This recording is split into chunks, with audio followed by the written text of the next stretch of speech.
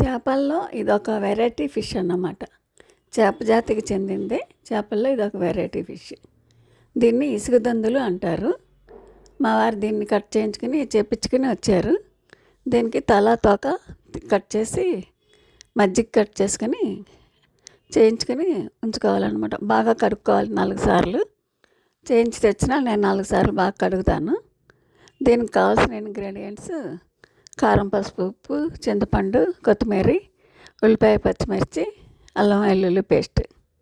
అవి బాగా కడిగి ఉంచుకున్నాక ఉల్లిపాయలు సన్నగా తరుక్కోవాలి, పచ్చిమిర్చి చీరుకోవాలి, అల్లం పేస్ట్ రెడీ పెట్టుకోవాలి, కొత్తిమీర సన్నగా తరిగి ఉంచుకోవాలి, చింతపండు గుజ్జు తీసి పెట్టుకోవాలి.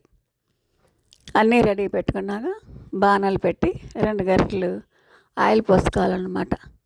అందులో కొంచెం ఆవాలు, జీలకర్ర వేగేగా అప్పుడు ఉల్లిపాయ, పచ్చిమిర్చి వేసుకోవాలి.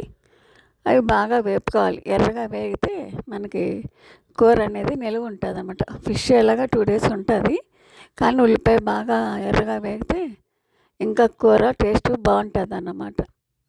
అందుకని ఉల్లిపాయ, పచ్చిమిర్చి బాగా వేగాక ఆ కడిగిన చేప ముక్కలు వేసుకుని అప్పుడు కారం, పసుపు, ఉప్పు వేసుకోవాలి. అది కొంచెం మగ్గాక అన్నీ కలవాలి కదా, అప్పుడు పులుసు పోసుకుంటే అది కొంచెం దగ్గరికి వస్తుంది అన్నప్పుడు అల్లం పేస్ట్ వేసుకోవాలి. బాగా ఉడకనిచ్చుకోవాలన్నమాట. ఉడికిన తర్వాత లాస్ట్లో కొంచెం కొత్తిమీర లాస్ట్లో వేస్తాము దింపుకునే ముందు. కూర చాలా బాగుంది.